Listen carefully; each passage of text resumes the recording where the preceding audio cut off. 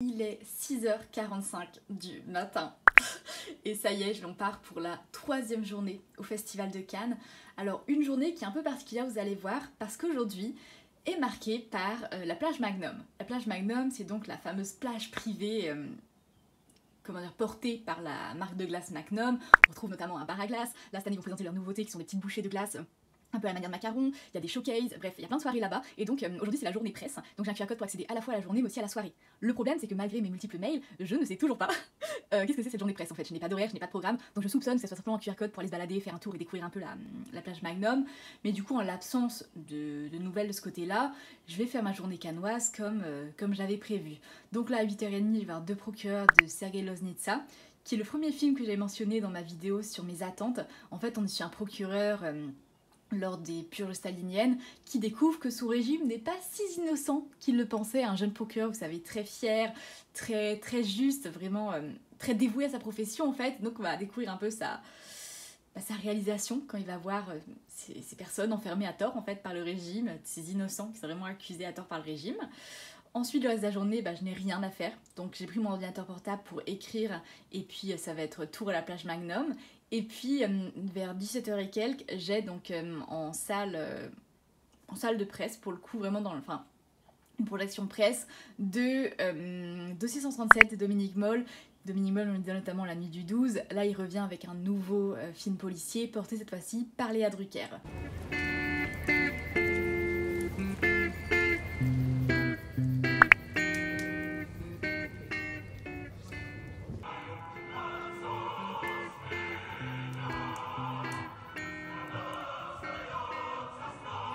Je viens d'investir dans un tote bag parce que là en termes de place c'était compliqué, depuis tout à l'heure je me trimballe mon ordi à la main et c'est vrai que c'est pas l'idéal, là au moins je vais pouvoir tout ranger dedans.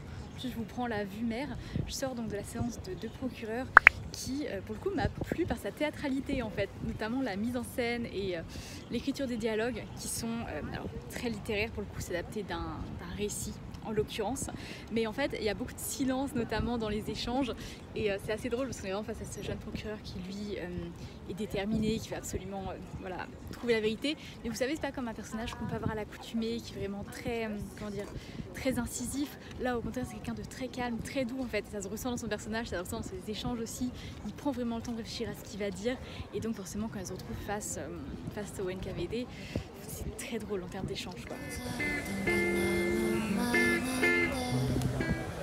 Bon, je viens d'être checkée à la plage, franchement heureusement que j'avais misé sur d'autres séances parce qu'en fait le QR code donne accès à la soirée. Alors c'est déjà génial, je veux dire, les soirées de la plage Magnum c'est des soirées qui sont exceptionnelles. Je vais peut-être essayer de passer faire un tour, mais en vrai je suis claquée donc je pense que si je fais la plage ce soir, j'annulerai ma séance de demain matin parce que sinon je vais pas tenir le rythme. En tout cas, pas de journée presse du coup à plage Magnum, mais heureusement j'avais prévu des séances, ce qui me permet quand même de bien rebondir.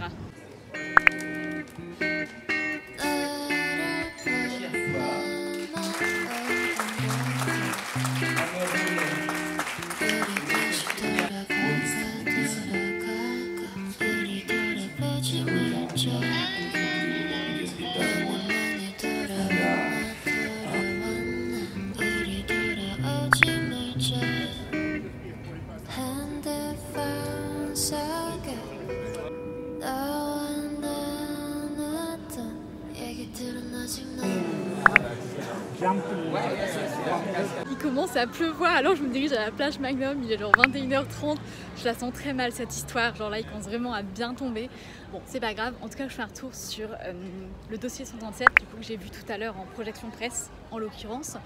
Et moi j'ai trouvé bien meilleur que La Nuit du 12 pour le coup. En fait souvent dans les polars, l'enquêtrice, ou en tout cas la figure de l'enquêteur est souvent mise de côté et là c'est Léa Drucker qui est vraiment au centre du récit en fait, on la voit dans sa vie quotidienne et je trouve que ça crée un attachement évidemment à son personnage, mais en plus de ça, ça permet aussi d'élargir en fait, pas juste de voir l'enquête mais vraiment de... Oh là là, il y a beaucoup de monde. Non pardon, erreur, il y a beaucoup de monde mais c'est pour la China Night, pour la nuit chinoise, c'est pas du tout pour la plage Magnum. Donc bon, j'en étais cette histoire d'enquêtrice qui est vraiment au cœur du récit, ça permet aussi de sonder notamment le système policier en fait, c'est-à-dire que l'idée c'est pas juste de parler des violences policières à la suite des gilets jaunes, mais vraiment parler du système tout entier, à quel point elle a beau enquêter, en fait ses collègues lui mettent des bâtons dans les roues parce qu'ils veulent pas qu'elle révèle la vérité au grand jour. Donc voilà, c'est toute cette omerta en fait autour des violences policières qui est traitée dans le film.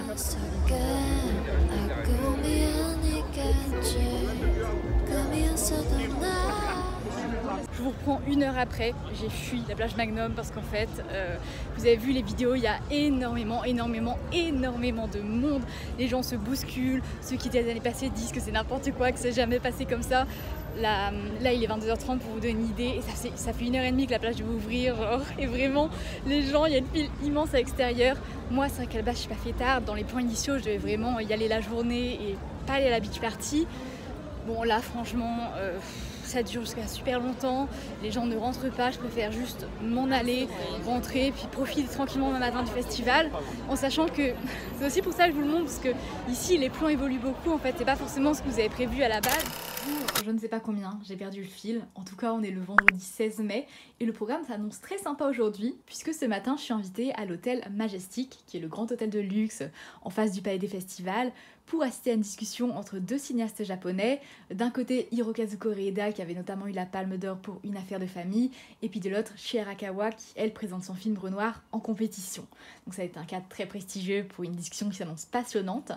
Ensuite, je vais à 15h et quelques voir la toute première, donc au Grand Théâtre Lumière, de La Petite Dernière d'Afsia Herzi. Afsia Herzi qui avait notamment eu son César de la meilleure actrice là, il y a de ça quelques mois. Afsia Herzi qui réalise son 3e film et je suis très contente de le découvrir en sa présence.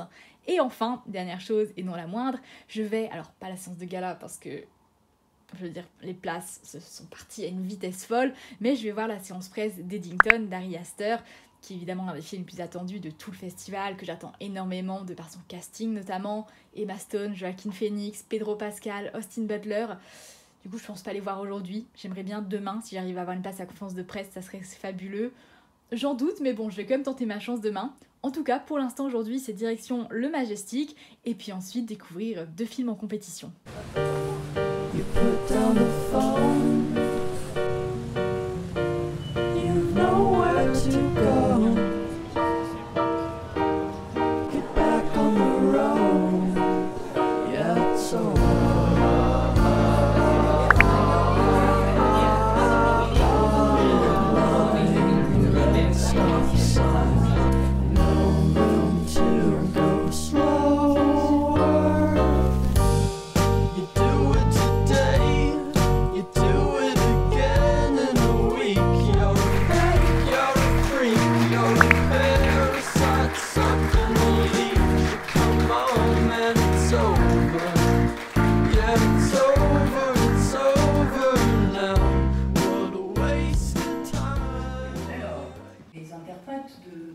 Effectivement de jamais être dans un jugement, mais il se trouve que particulièrement sur ce personnage-là, j'ai été très avec.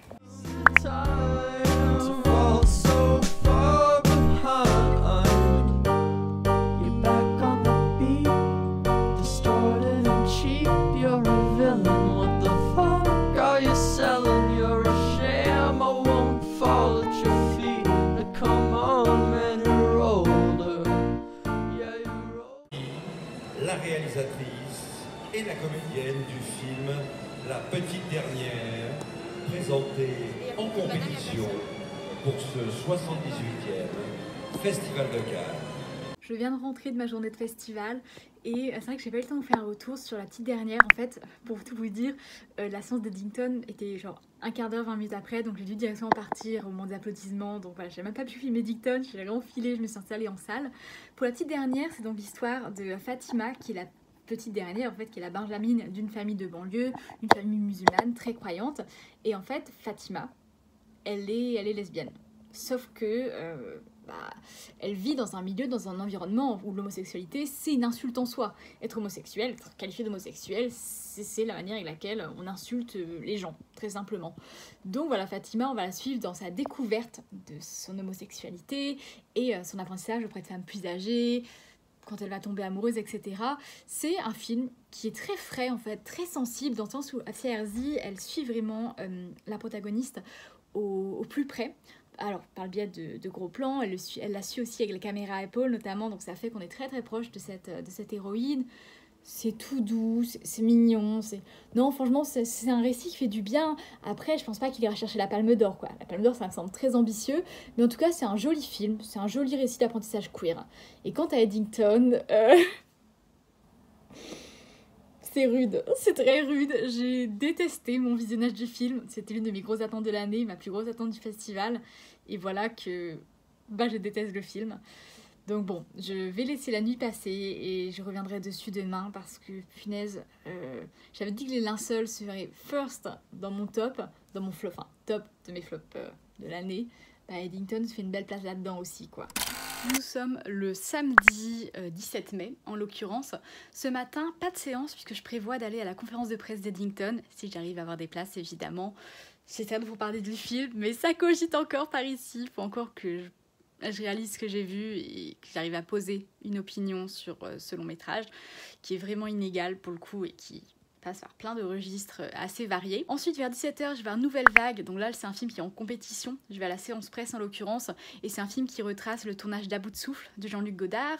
Ensuite, à 20h30, je vais, toujours à la quinzaine de cinéastes, voir Dangerous Animals, qui est l'une de mes grosses attentes pour le coup du festival. C'est l'histoire d'une surfeuse, donc la surfeuse Zéphyr, qui est kidnappée par un tueur en série fan de requins et qui la séquestre sur son bateau. Combien principal du film Nadia Meliti.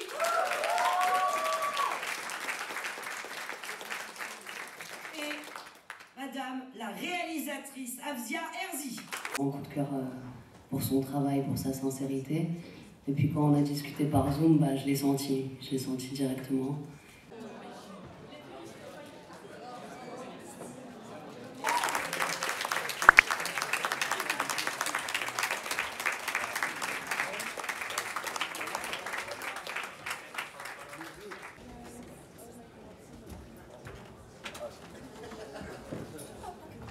Good morning, everyone. We're going to start by a quick introduction. Pedro Pascal.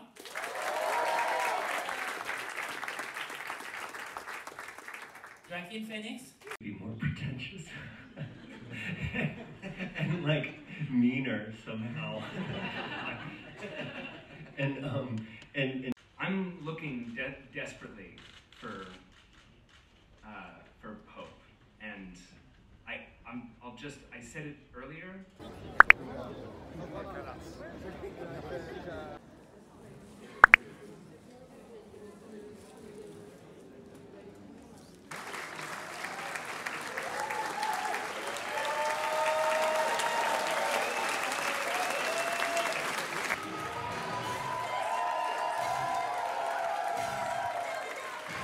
Aujourd'hui, nous sommes le dimanche 18 mai et le programme de la journée, alors il y en a deux au choix. Soit ce matin, je parviens à avoir une place pour la conférence de presse de Die My Love, donc avec Robert Pattinson, Jennifer Lawrence, et j'enchaîne avec celle de Nouvelle Vague. Soit je réussis pas à avoir de place, et dans ce cas, je vais voir Pillion d'Harry Lighton, avec l'équipe du film notamment. Donc dans tous les deux cas, ça reste un programme très très cool.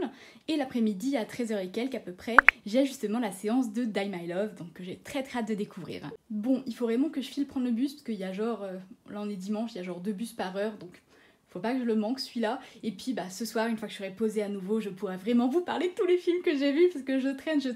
Mais je pense que vous commencez à le constater, c'est la période où bon, là c'est intense entre l'écriture des articles, les séances que j'enchaîne, les conférences de presse. Et en fin de compte, même en termes d'images de vlog, c'est vrai que j'oublie de carrément vous filmer quand je suis dans la salle, tellement je suis à fond avec mon petit carnet à tout noter. Bon, et comme la personne à l'arrêt de bus, c'était l'occasion de faire un premier retour donc sur ces fameux films, à commencer par Eddington. Eddington, c'est donc le nouveau long métrage d'Ari Aster qui prend place en 2020, pendant l'ère Covid, pendant l'ère Black Lives Matter, suite au décès de George Floyd.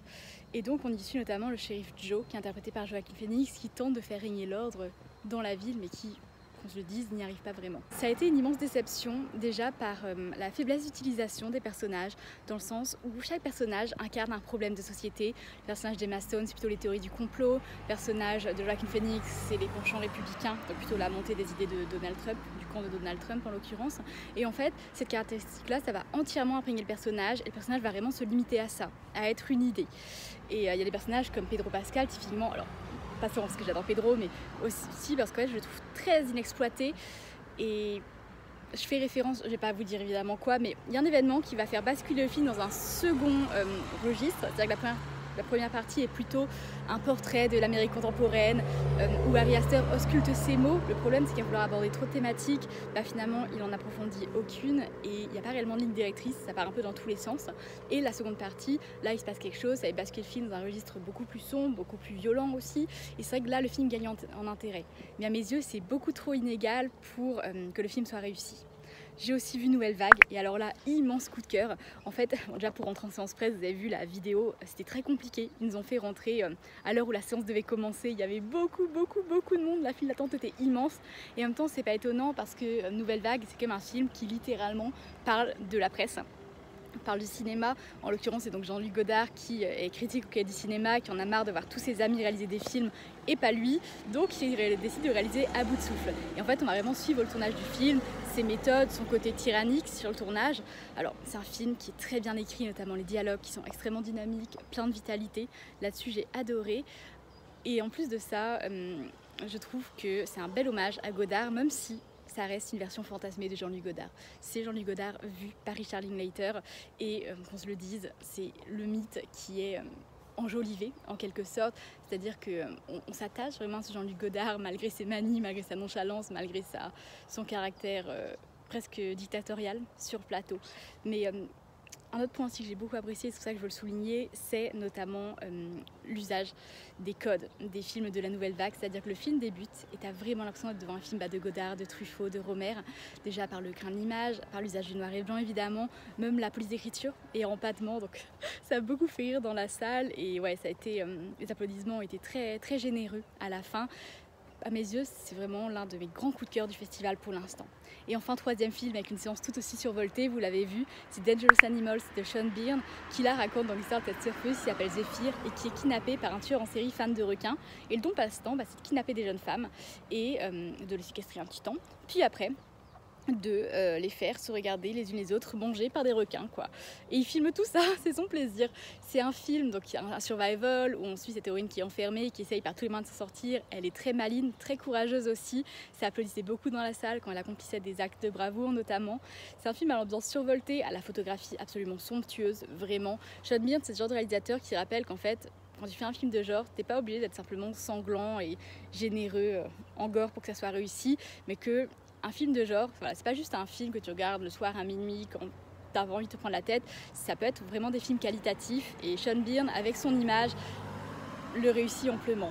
Et ce film sort cet été, en même temps que la ressortie pour les 50 ans des Dents de la Mer, et j'espère que vous le verrez si vous êtes un amateur de films de genre, parce que c'est vraiment le style de film qui est juste un... ça pétille quoi, ça pétille quand tu le regardes, ça va dans tous les sens, c'est très fun, et ouais, survolté, c'est vraiment le mot pour qualifier cette séance que j'ai vécue.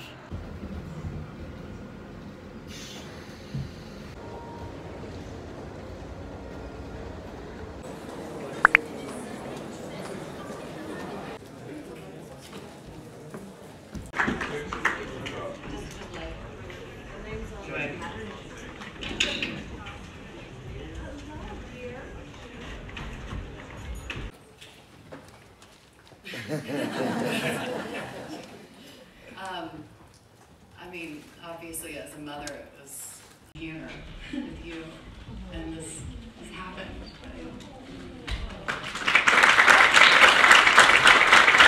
I was going through postpartum or kind of... Richard Linklater, bien connu. Bien connu pour sa fameuse des grandes révélations de ce film, parce que c'est des films avec des jeunes gens qu'on connaissait peu et qui marquent très fort leur entrée au cinéma, on commençait par Guillaume Barbac.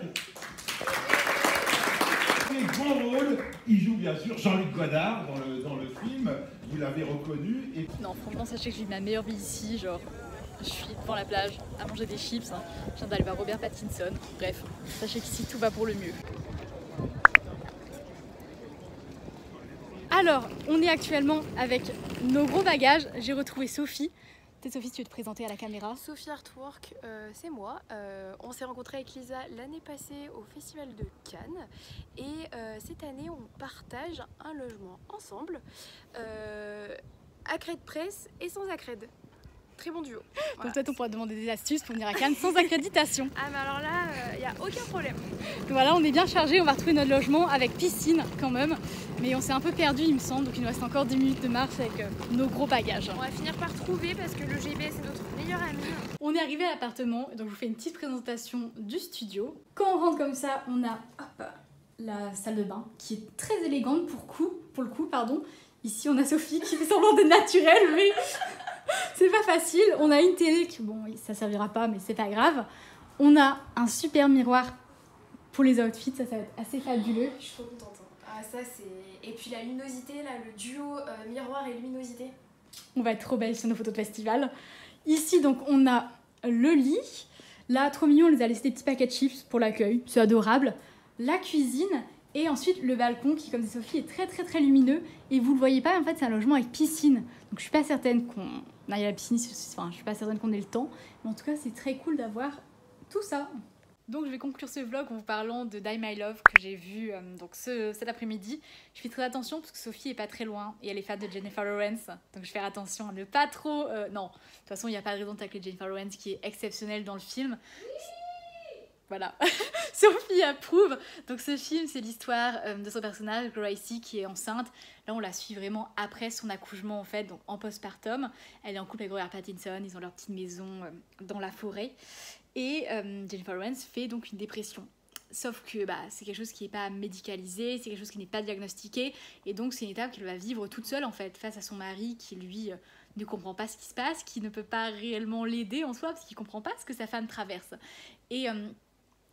c'est peut-être le point aussi qui rend le film aussi intéressant, mais qui à mes yeux le rend peu accessible, c'est qu'en fait ce mal-être il est très peu verbalisé, tout passe par le jeu d'acteur. Donc on va y revenir après évidemment pour parler de Jennifer Lawrence qui est exceptionnelle, mais globalement en fait c'est que le film est verbeux de façon générale, mais en fait ne s'exprime jamais sur ce qu'elle ressent. Donc en fin de compte tout passe par l'image, et c'est vrai que ça peut être un peu longuet parce que on suit ces successions de scènes de vie où elle va un peu laisser place à ces... comment est-ce qu'on appelle ça, ces pensées intrusives, vous voyez. Ces pensées qui te poussent à faire des choses dangereuses, des choses stupides, des choses violentes, etc. auxquelles elle va laisser vraiment libre cours pendant son mal-être. Et c'est vrai que là-dessus, je l'arrive au jeu d'acteur, c'est que évidemment elle est exceptionnelle. Les gens parlent d'un potentiel prix d'interprétation. Ça serait largement mérité, ça m'étonnerait pas qu'elle reparte avec. Il faut quand même mentionner aussi le travail sur le son, pour le coup, qui est assez... Voilà. C'était... Non, parce que du coup, avec Sophie, nous on a séché le Wes Anderson, parce que on n'est pas forcément très fan de son cinéma. Et Sophie regarde les critiques, et apparemment c'était vraiment pas bien. Donc voilà, fallait... Moi j'ai beaucoup de mal avec Wes Anderson. Moi j'ai du mal avec le Wes Anderson en live action, je préfère largement son passage à l'animation. Mais pour revenir sur Die My Love et conclure là-dessus, il y a tout un travail qui est fait aussi sur le mixage sonore, c'est-à-dire que le personnage de Gracie, évidemment dans son irritation postpartum, est agacé par n'importe quel bruit, et donc les bruits du quotidien, que ce soit des mouches, que ce soit des vers qui tintent, sont vraiment intensifiés pour renforcer son mal-être et vraiment son irritation. Ça, et aussi le volume sonore en fait. Il y a des screamers dans le film, j'étais à côté d'une jeune femme qui criait par moments, parce qu'en fait le son monte à un tel volume vraiment que c'est assourdissant, les murs tremblaient parfois, que ce soit la musique ou de façon générale les bruits du quotidien, tellement c'était fort. Et pour le coup c'est vrai que c'est une expérience qui est très intéressante à vivre en salle. Après, Die My Love, je pense que pour l'instant ça reste parmi les film que j'ai le moins aimé du festival.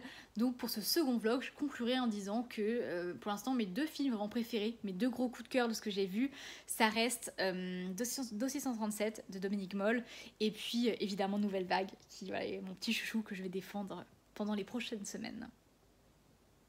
Donc voilà, c'en est tout pour cette vidéo, j'espère qu'elle vous a plu. Et là, ça y est, on va attaquer une nouvelle semaine à Cannes. Donc on va commencer à partir de lundi avec des choses très sympas au programme. Connemara d'Alex Lutz avec Bastien Bouillon notamment. On va aller voir le nouveau film de Kirill Serebrennikov. On va aller voir aussi ensemble le Bigan, évidemment Résurrection, qui est l'un des films les plus attendus de la fin de festival. Il y aura moins de conférences de presse pour le coup, pour la simple bonne raison que la plupart des films qui m'intéressaient, en tout cas avec un cast qui m'intéressait, sont passés. C'est vrai que là en compète, il y a moins de films qui me tentent, ça va plutôt être des journées où je vais aller voir beaucoup de films et dans des sélections parallèles. Mais bon, on va vivre tout ça ensemble.